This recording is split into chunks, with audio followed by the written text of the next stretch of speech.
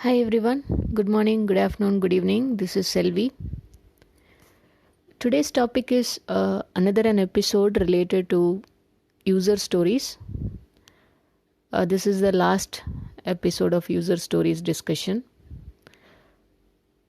So, in this episode, we are going to talk about what are the characteristics of an user story, and we will also try to understand with some examples. First thing is we need to remember a keyword, invest. So in invest, I stands for independent, N negotiable, V valuable, E estimatable, S small, T is for testable. So let's go by each and every word. First thing is independent. Okay. Every user story should at least have a goal, what it needs to target for. But at the same time, one user story should not be dependent on another user story. The reason is, if we start building user stories with the dependency, by chance the item that need to be closed, if it is not closed, then we are blocked to start the other story as well. So always it is very important that we create stories in such a way we are making it very much independent. How is it possible? Sometimes it's not possible, which is a practical scenario. How to mitigate that? Very valid point. Let's talk about a very simple example. For a search functionality to work, I need to have some search items, right? Otherwise, how can I check whether my search functionality is working? So my catalog or the table related to that should be updated. For example, I want to search a catalog. So first, what is the requirement? Catalog should have some items available. One easy option is to ensure that whether I am able to search the catalog functionality, I can update it from the backend table, some of the values in the catalog option, so that it will be available. I can search. But in the product itself, if you want to search, what is the best option and what is the right option? In sprint 1, if we are developing the catalog related functionality, which means adding items on the catalog. Catalog is nothing but a table. Just imagine it as a table. Imagine a table, it has certain values. So now what is happening? You are building a catalog functionality. So in the catalog functionality, you have added, edited, deleted, all the functionalities you have taken care, and catalog is available. So for this, you want at least 2 sprints to implement all these functionalities. Now, there is a search functionality in the catalog. So generally what we will do, if we have like 100 items, I want to specifically search ABC, then only the ABC related 2 to 3 items will get displayed. If I don't have that catalog related functionality which is already available, this search functionality may be little diluted. Maybe I can push it from the backend, as I said, but as a flow in the product, we are missing something. So what we will do in sprint 1 and 2, we are planning this catalog preparation so that now your catalog is completely ready. Leave one sprint in a break. The reason is, by chance, if there is a spillover from either of this 1 or 2 that happens in sprint 3, there is a chance that you may be still fixing those catalog related issues only, and then you will be moving to sprint 4. So in sprint 4, plan the item related to search.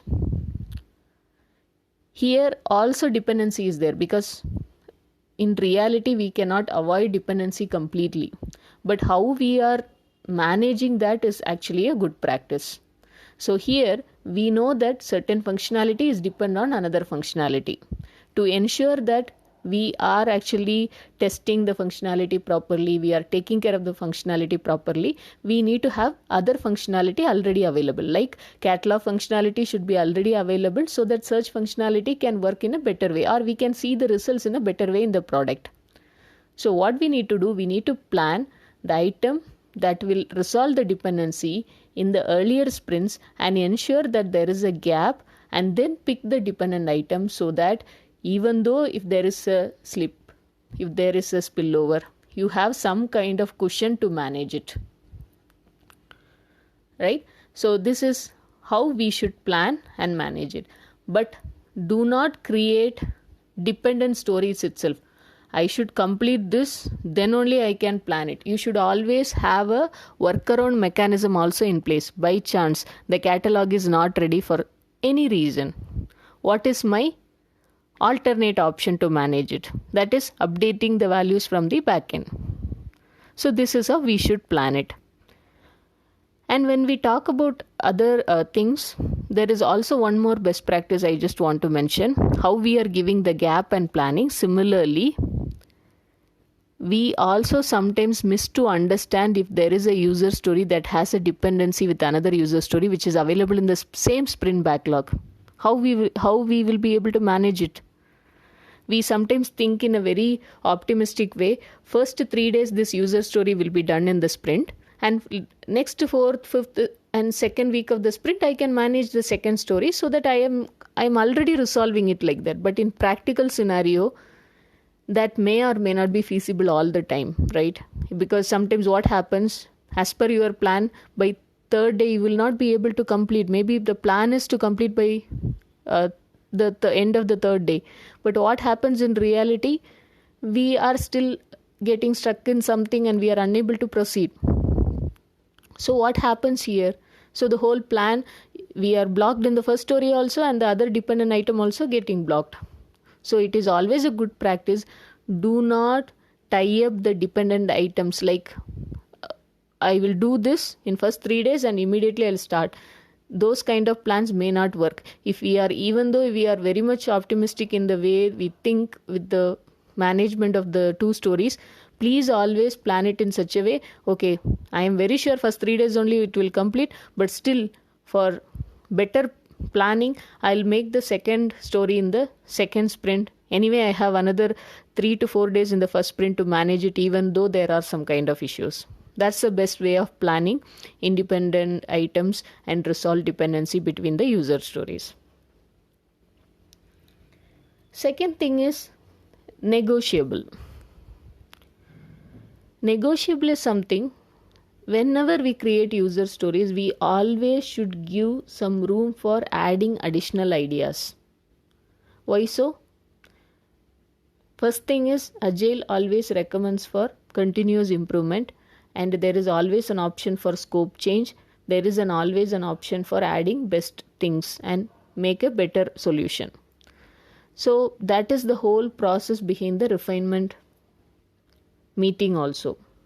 Otherwise, product owner can write everything at day 1 and say that this is what you people need to implement. Please go through that and start implementing. We are not doing that. What we are doing, the backlog refinement meeting is the entire team is responsible to manage that meeting. What happens here in this meeting? We generally add all the questions, whatever we have related to that requirement or functionality. We try to get the clarification. In addition to that, there will be lot of suggestions and improvement areas that we will be adding. So user story should not be some work item which is static in nature. It should always be in dynamic in nature. The only catch is after the sprint backlog commitment, it is not advisable to update your scope in the user story. But till that time, it should always allow.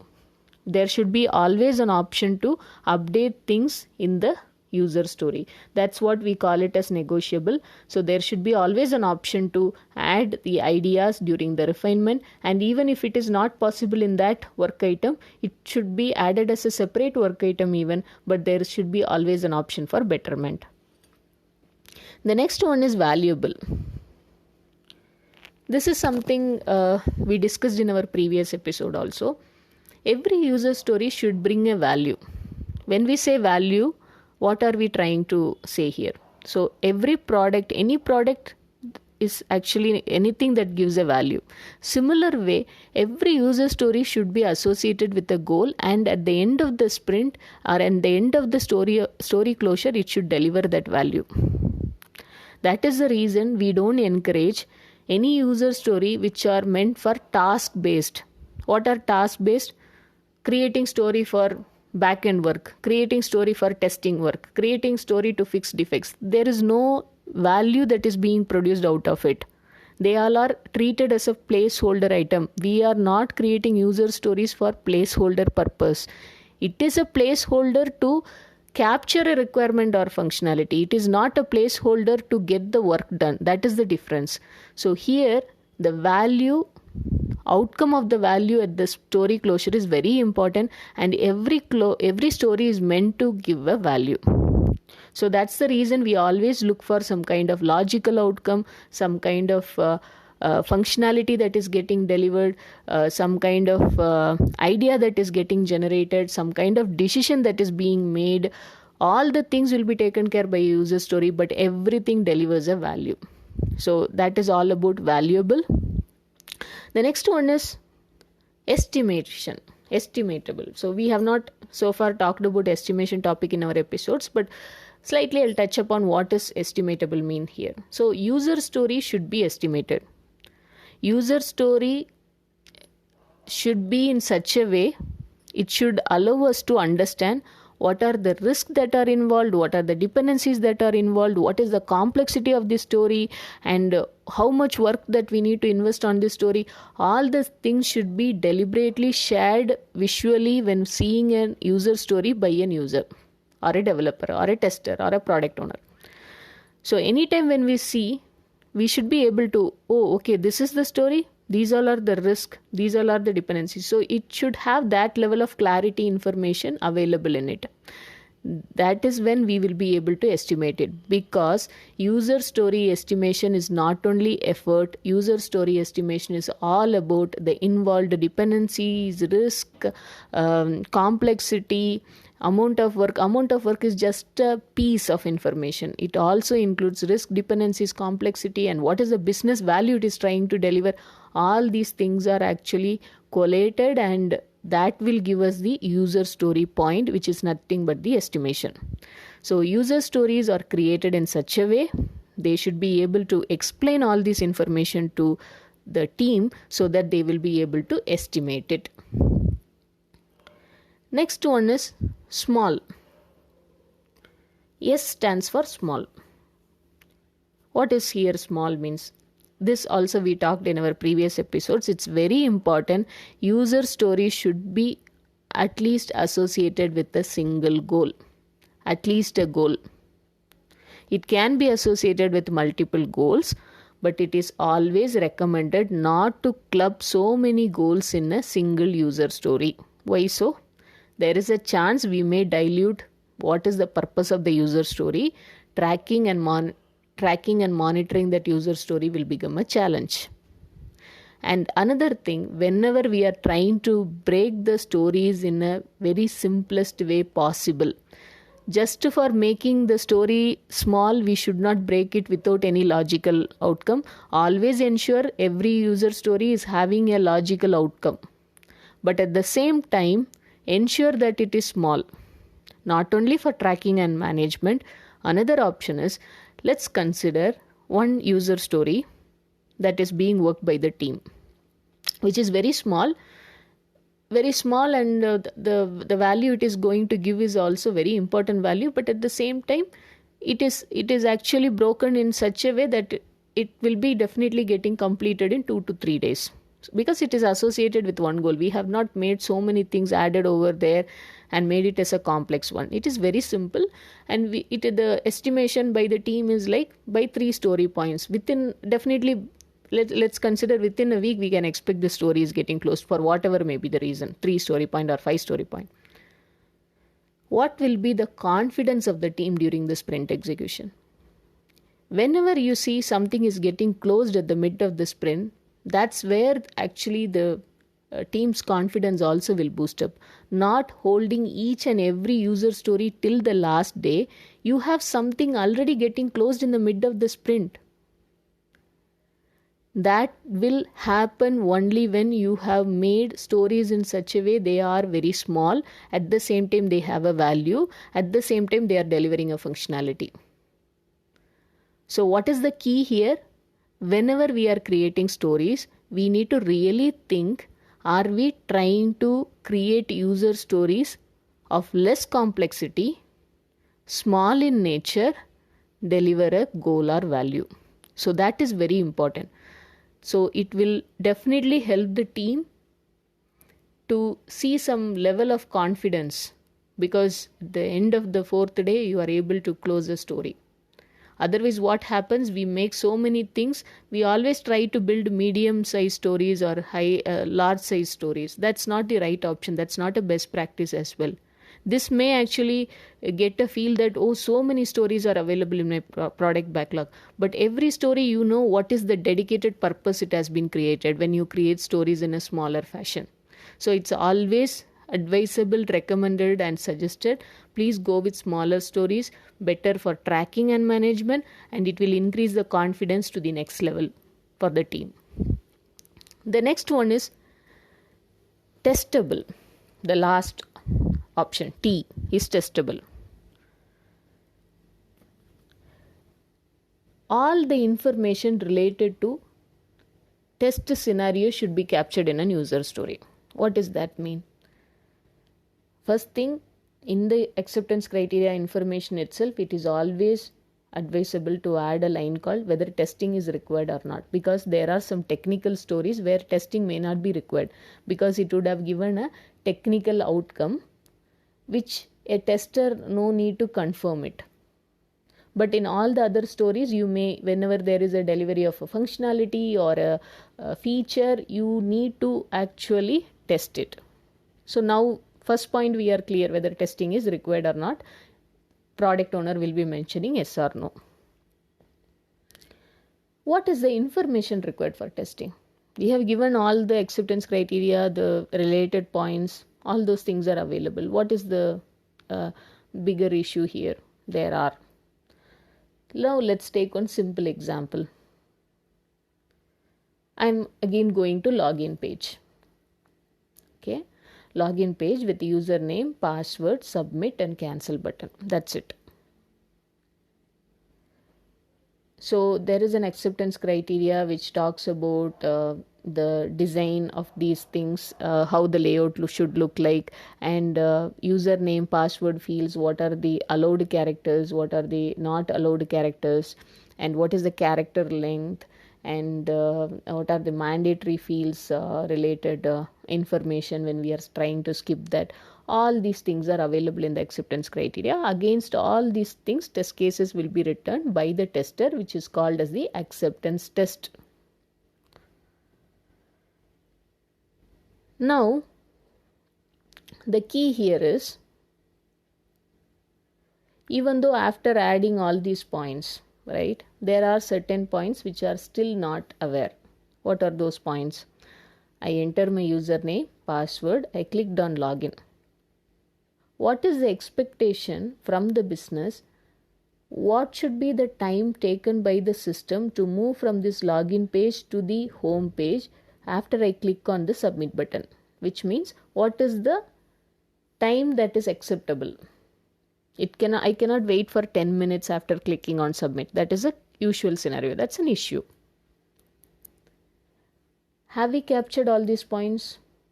No. The reason is, always we target on functional requirement. We tend to miss non-functional requirements.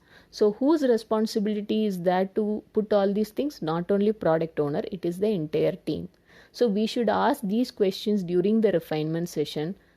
What are the expectations from the non-functional point of view? Capture those points as well in the user story. These all are the testable information we provide in the user story for the testing team. Not only for the testing team, because it is equally important for the developers as well. But if you are missing these kind of information, only we target on functional aspects, what will happen during the verification phase? Some of the functionalities are taking too much time. That time we may bring a new defect, and again fixing that defect is very costly, because we would have implemented many other things. Now we need to really try to understand where the issue is happening, how to fix it, what are the impacted areas, again testing that. It's a tedious process. So how it would have been already planned? So every story, whenever we are testing, it's very important as a team we should put questions on the non-functional aspect as well and capture those as part of the information in the user story, so that the testable information is completely available for the team to implement and test it. So that is all about testable keyword. So we talked about invest, that is I is independent, N is negotiable, V is valuable, E is estimatable, S is small, and T is testable. I hope everyone would have received a good level of information about these characteristics with this example. Thank you so much everyone for listening. Happy learning and stay tuned.